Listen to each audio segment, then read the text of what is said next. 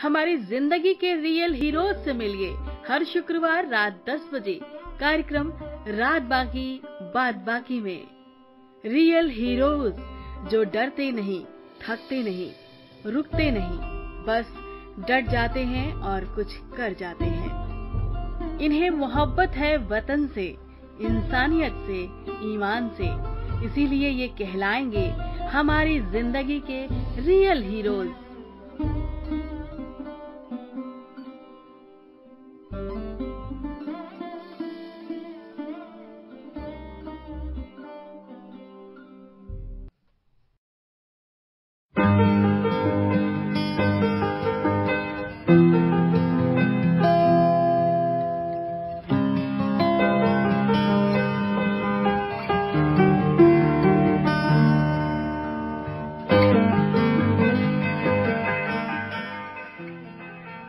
नमस्कार दोस्तों, हाजिर हो चुकी है आपकी दोस्त शालिनी लेकर के आपका प्रोग्राम रात बाकी बात बाकी। और आज का एपिसोड बहुत खास है हर शुक्रवार की तरह, क्योंकि आज भी हमारे साथ कोई साथी जुड़ रहा है। जी हाँ, वो साथी है हमारी जिंदगी के रियल हीरोज में से एक स्पेशल हीरो।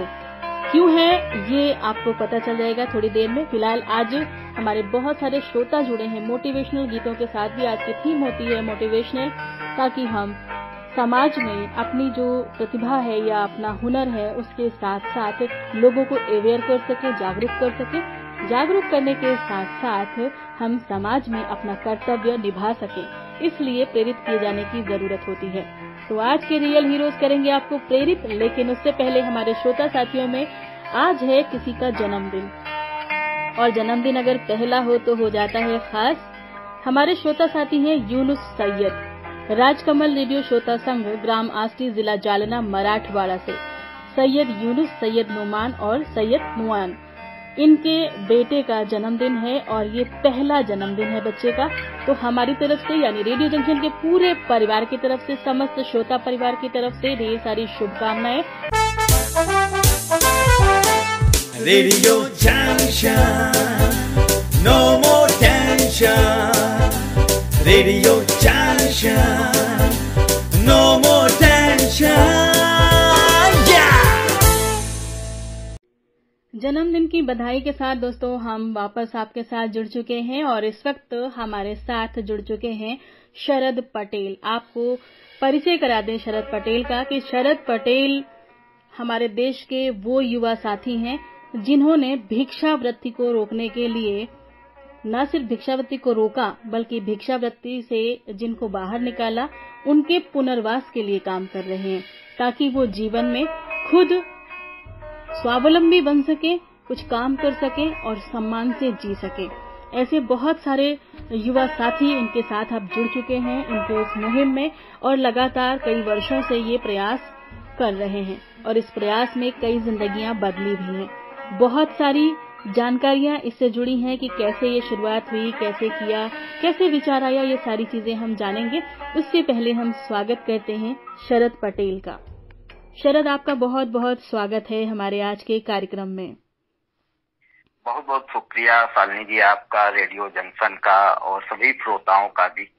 जी शरद, सबसे पहले तो आपको हमारी तरफ से शुभकामनाएं, बधाई कि आपने जिस मुहिम को छेड़ा था वो मुहिम अब रफ्तार पकड़ चुकी है और लगातार आपके प्रयास अच्छी दिशा में जा रहे हैं। और इसी के साथ साथ हमारा सबसे पहला सवाल ये है, जो कि हमारे श्रोताओं की तरफ से भी है। वो सवाल ये है कि ये जो भिक्षावृत्ति जैसा विषय जिस पे अक्सर लोग अवॉइड कर जाते हैं, क्योंकि लोगों को लगता है भीख मांगने वाले बड़े दयनीय स्थिति में होते हैं, उन्हें कुछ रुपए दान दे दिए जाएं और आगे बढ़ लिया जाए, यही हमारी नैतिक जिम्मेदारी है। ऐसे में आपने इसे रोकने का प्रयास किया, ये आपके जहन में ख्याल कैसे आया? एक्चुअली शालिनी जी, इसके पीछे एक छोटी सी कहानी है। कहानी ये है, एक्चुअली हम ग्रामीण क्षेत्र से परिवेश के रहने वाले हैं, वहीं पले बढ़े हैं। जब गांव से हम लखनऊ पढ़ाई के लिए आए तो मैंने लखनऊ में देखा कि चार बाग हम स्टेशन ट्रेन पकड़ने के लिए जब छुट्टियां स्कूल में होती थी जाते थे। इसके अलावा स्कूल जाते समय मैंने देखा कि बड़ी संख्या में चार बाग में जो नत्था होटल है, हनुमान मंदिर और पेट्रोल पंप के सामने डिवाइडर पे, बहुत सारे यानी कि भीख मांगने वाले लोग बैठ के तरह तरह के नशीले पदार्थों का सेवन करते थे। तो लेकिन ये हमारे दिल को छू गया, और इसके अलावा उस समय हमारी बहुत ही यानी कि पूजा पाठ में बहुत अधिक आस्था थी। तो हम मंदिर भी जाते थे, मजार जाते थे, गुरुद्वारा जाते थे। मैंने देखा मंदिर और मजार के बाहर भीख मांगने के काम में लगे लोगों की संख्या बहुत अधिक है, जबकि गुरुद्वारे में जो संख्या थी वो गुरुद्वारे के बाहर हमें भीख मांगने वाले लोगों की संख्या बिल्कुल नहीं दिखाई देती थी। वहाँ जब लंगर चलता था, लंगर में लोग खाना खाने आते थे, वहाँ दैनिक मजदूर भी आते थे, वो लोग भी हमें नजर आते थे जो मजार और मंदिर के बाहर हमें बैठे नजर आते थे, और वो लोग भी आते थे जो बहुत ही संपन्न या अपने खुशहाल जीवन जी रहे होते थे, और सभी लोग एक साथ बैठ के एक पंगत में बैठ के बिना किसी भेदभाव के सबको खाना खिलाया जाता था। तो वो एक उस समय जेहन में आया था कि इसी प्रकार से मजारों मंदिरों पर भी सम्मान के साथ बैठा के भोजन खिलाया जाना चाहिए, जिससे कि जो एक व्यक्ति भूखा है उसकी भूख भी मिटेगी, और उसको यानी कि एक गैर बराबरी जो है समाज में, जो एक जाति धर्म और छुआछूत जो फैला हुआ है वो भी एक खत्म होगा। लेकिन उसके बाद हम 2013 में मास्टर ऑफ सोशल वर्क की पढ़ाई कर रहे थे, और यूनिवर्सिटी से वापस आते समय राजाजीपुरम टैक्सी स्टैंड पे एक 50-52 वर्ष उम्र का व्यक्ति मिला, और बहुत ही लाचारी से बोला, बाबूजी 10 रुपए दे दीजिए, 2 दिन से भूखे। जो उसके मांगने का तरीका था, उसका जो हाव भाव था, रहन सहन था, वो दिल को छू गया। उसको मैंने रुपए न दे के पूरी कचौड़ी की दुकान पर ले गए, और पूरी कचौड़ी दिलाकर वहां से हम चले आए। तो वो जो ये एक इंसिडेंट जो हुआ हमारे साथ, ये दिल को यानी कि बार बार चुभता रहा। 2-3 दिन तक बहुत परेशान की इस घटना ने। और हमारे एक मित्र थे, बहुत क्लोज मित्र थे मास्टर ऑफ सोशल वर्क के, जयदीप भाई, तो उन्होंने बहुत पूछने का प्रयास किया। जब उन्होंने बहुत पूछने का प्रयास किया तो मैंने इस घटना का जिक्र किया। तो जब इस घटना का जिक्र किया तो वहीं से निकल के आया कि शरद भाई इसके लिए कुछ हम लोग काम करते हैं। तो फिर इस घटना को एक्चुअली उसके पहले हम 2010 से डॉक्टर संदीप पांडे जो सामाजिक कार्यकर्ता हैं, प्रतिष्ठित सामाजिक कार्यकर्ता लखनऊ के, उनके साथ हम एज ए वॉलंटियर सामाजिक क्षेत्र में काम कर रहा था। जब उनसे ये घटना शेयर की तो उन्होंने यानी कि इसमें और भी हमारा हौसला बढ़ाया और उत्साहवर्धन किया, और सपोर्ट करने का एक हिम्मत दी उन्होंने। और उन्होंने एक सुझाव दिया कि सबसे पहले आप ये पता करिए कि इन लोगों के लिए गवर्नमेंट और एडमिनिस्ट्रेशन की तरफ से कोई रिहेबिलिटेशन की स्कीम चलाई जा रही है कि नहीं चलाई जा रही है। तो जब मैंने आरटीआई के द्वारा पता किया तो मुझे पता चला कि उत्तर प्रदेश के 7 डिस्ट्रिक्ट में 8 होम इन लोगों के लिए बने हुए, और किसी भी होम में, किसी भी एक भी होम में एक भी व्यक्ति नहीं रह रहा था। तो और भी जिज्ञासा बढ़ती गई। लखनऊ में भी होम था, वहां की जाकर मैंने विजिट की। तो ये सारी जो बातें निकल के आती रही वो यानी कि और जिज्ञासा बढ़ाती गई। तो इस प्रकार से फिर हम लोगों ने 2 अक्टूबर गांधी जयंती से 2014 में औपचारिक तरीके से महेंद्र, जयदीप और मैं 3 लोगों ने मिलकर भिक्षावृत्ति मुक्ति अभियान के नाम से एक कैंपेन की शुरुआत की, और आगे चल के वही हमारा कैंपेन एक यानी कि औपचारिक ऑर्गेनाइजेशन के रूप में लगभग 1 साल के बाद बदल गया, जो बदलाव के नाम से हम लोगों ने रजिस्ट्रेशन। ये कहानी बहुत सारी याद दिलाती है, बहुत सारी घटनाएं लोगों के जहन में जो है क्लिक कर गई होंगी, क्योंकि इस तरह की घटनाएं हर किसी के साथ दिखाई पड़ती हैं, जीवन में शामिल हो ही जाती हैं। लेकिन शरद, आपने चूंकि इस मुहिम को अंजाम दिया और इस पर जुट गए, तो निश्चित रूप से हम समझ सकते हैं कि जो लोग बस खाली कुछ 10 रुपए 20 रुपए या खाना बनाना दे करके तीसरी समझ लेते हैं अपनी जिम्मेदारी से, तो समाज में आपका विरोध भी हुआ होगा, घर परिवार ने भी कहा होगा कि ये गजब की सनक पाल रही है, पढ़ाई करने के लिए गांव से बाहर भेजा था शहर पढ़ने के लिए, और ये एक अजीब सी सनक पाल के बढ़ गए आप। तो इस तरह की चीज़ें निश्चित रूप से आती हैं। हम ये जानना चाहते हैं कि जब आपने इसकी भिक्षावृत्ति की शुरुआत की तो भीख मांगने वालों के बीच में निश्चित रूप से गए होंगे, उनका रिएक्शन कैसा दिखा आपको? एक्चुअली शुरुआत जब हमने की तो हम भी उनके लिए अजनबी थे और वो भी हमारे लिए अजनबी थे। तो बातचीत के दौरान अधिकतर साथी सही जानकारी नहीं देते थे, या फिर बातचीत करने के दौरान जैसे ही नजर पलटती थी वैसे ही हट जाते थे सामने से। तो मुझे लगा, हमने अपनी उस घटना को याद किया उस दौरान कि जो हमारे साथ एक टैक्सी स्टैंड पे एक भीख मांगने वाले व्यक्ति के साथ घटित हुई और उस घटना को हम किसी से साझा नहीं कर पा रहे थे कि हम क्यों परेशान हैं, क्या क्या मेरे दिमाग में चल रहा है। तो मुझे लगा कि अगर कोई अननोन व्यक्ति किसी के बारे में पूछता है तो शायद वो आप बीती जो दर की व्यक्ति ठोकरे खाए हुए उसको सहजता से बताने में उनको असहज महसूस होगा, शायद वो नहीं किसी को बता पाएंगे। ऐसे कुछ ही लोग होते हैं जिनसे अगर हमारे पास भी कोई ऐसी दर्द है, दिल में कोई परेशानी है, तो बहुत ही खास जो लोग होते हैं उन्हीं को हम लोग साझा कर पाते हैं। तो उससे रिलेट करते हुए मुझे लगा कि हमें सच्चाई जानने की कोशिश करनी चाहिए।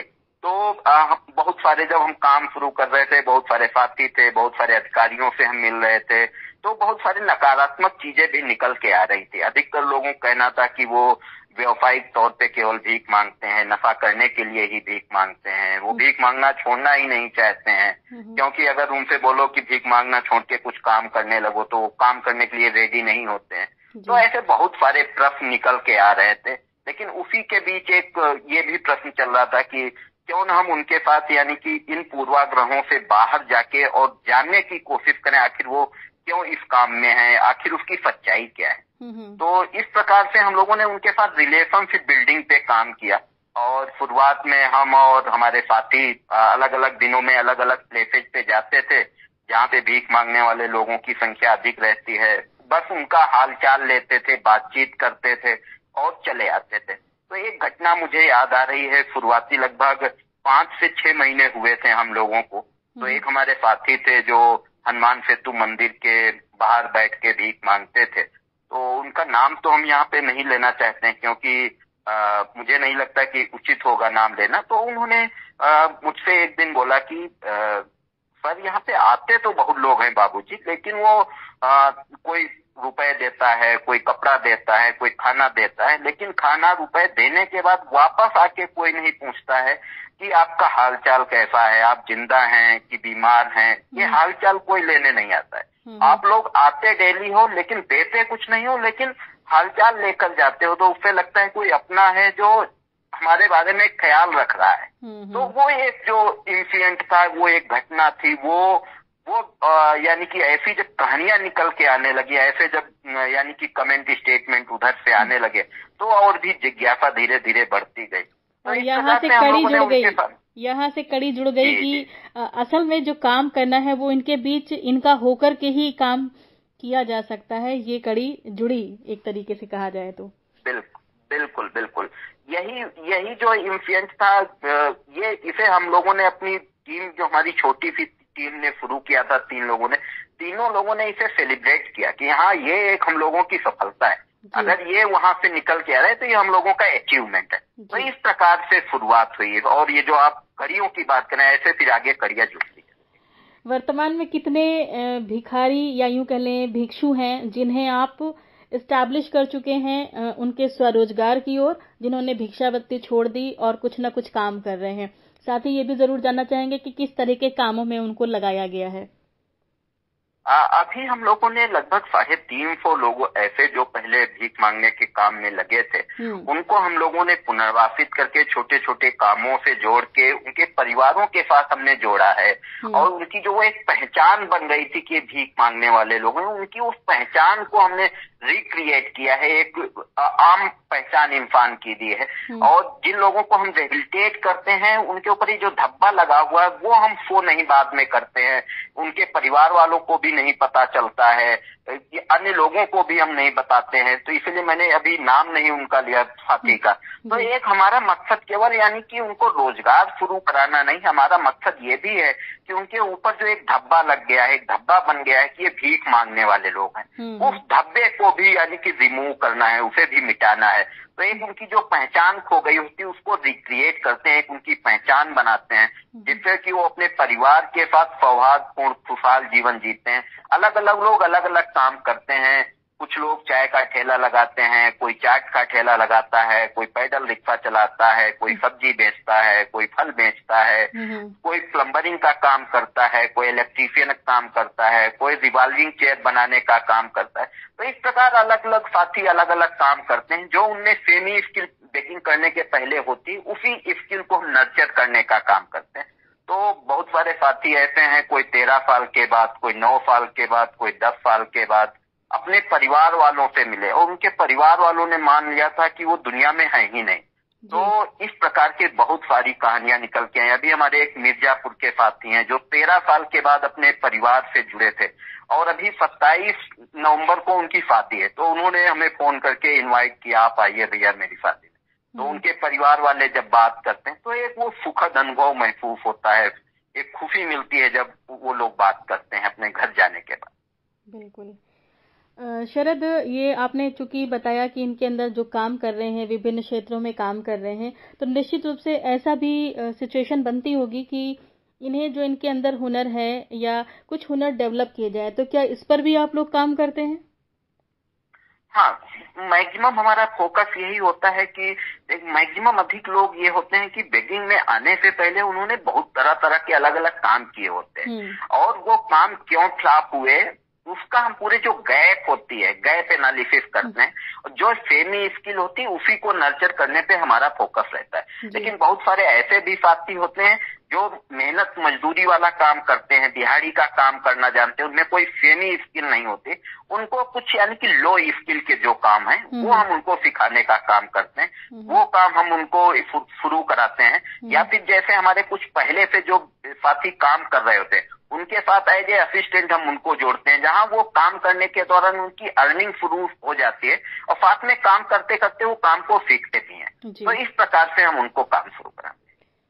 बहुत अच्छी जानकारी दी और निश्चित रूप से हमारे तमाम श्रोता जो सुन रहे होंगे या ऐसे लोग जो सुनेंगे जो समाज में बदलाव के लिए प्रयासरत हैं या प्रयास करने के लिए सोच रहे हैं, उनको बहुत सारे विजन मिले होंगे आपसे जो है जुड़ करके आज।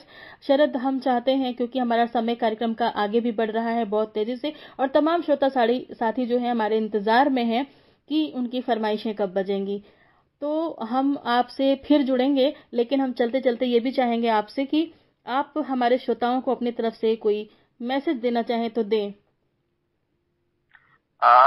बस मैसेज ये है कि समाज में हम लोग चलते हैं डेली, दिन में कोई घर से ऑफिस जाता है, कोई अपने व्यवसाय के लिए जाता है, तो समाज में जो भी दिखता है ऐसा नहीं है कि कोई बड़ा काम कुछ बड़ा बदलाव के लिए किया जाएगा तभी चेंज आएगा। समाज में कुछ भी छोटा सा अगर समस्या कोई ऐसी दिखाई देती है उसके लिए अगर थोड़ा सा अगर हम छोटा सा उदाहरण दे, अगर हम जा रहे हैं रास्ते में, अगर रास्ते में कहीं कोई बड़ा पत्थर ही रोड पे पड़ा हुआ है उसको ही अगर हम केवल किनारे कर देते हैं, रोड से हटा देते हैं, तो शायद अगर कोई अचानक आ रहा हो बाइक कार से उसका एक्सीडेंट होने वाला होगा तो वो भी रोका जा सकता है। तो इस प्रकार से मुझे लगता है चलते समय राहगीर बन के जो भी छोटी सी समस्या नजर आए अगर उसको सॉल्व करने का हम लोग मिलके काम करेंगे तो ये निश्चित है कि आने वाले समय में हम लोग एक बेहतर समाज का निर्माण कर पाएंगे। बिल्कुल, बहुत अच्छी बात है। दोस्तों, अभी तक आपने सुना शरद पटेल को जो कि लखनऊ में रह कर के ये काम जो है कर रहे हैं, भिक्षावृत्ति में जुड़े लोगों को उनके पुनर्वास के लिए जो है आगे प्रेरित कर रहे हैं और इसी तरीके से बहुत सारी चीजें हैं आप भी कर सकते हैं। और जैसा कि आप जानते हैं रेडियो जंक्शन हमेशा आपसे कहता है कि जिंदगी में प्रेम से सब कुछ जीता जा सकता है और शरद के काम में सबसे महत्वपूर्ण कड़ी जो है वो है प्रेम। किसी से जुड़ना, उसका हाल चाल पूछना, उनसे रिश्ते डेवलप करना, क्योंकि जिंदगी में अगर प्यार से रिश्ते आपने जोड़ लिए तो हर तस्वीर आप बदल सकते हैं। और वैसे भी कहा ही गया है कि एक पत्थर तो तबीयत से उछालो यारो, तो पत्थर जो है तबीयत से उछालने की जरूरत है। पत्थर का मतलब वो पत्थर नहीं जिससे चोट लगे, पत्थर का मतलब है एक प्रयास किए जाने की जरूरत है। शरद, आज आप हमारे साथ जुड़े, आपने अपने बारे में बताया, अपने कार्यों के बारे में बताया और बताया क्या आपने जो काम किया है उसके लिए हमारी तरफ से एक सैल्यूट है, क्योंकि ये वो काम है जो राष्ट्र को समर्पित है कहीं ना कहीं। इसीलिए हमारे आज के कार्यक्रम के रियल हीरो में थे आप हमारे साथ। इसी तरह से और भी बहुत सारी बातें होंगी क्योंकि लाइफ में हो रेडियो जंक्शन तो दिल बोले नो मोर टेंशन। और चलते चलते हमारे श्रोताओं ने फरमाइश की है एक गाने की और ये गाना डेडिकेट कर रहे हैं आपको भी। किसी की मुस्कुराहटों पे हो निसार, किसी की मुस्कुराहटों पे हो निसार, किसी का दर्द मिल सके तो ले उधार।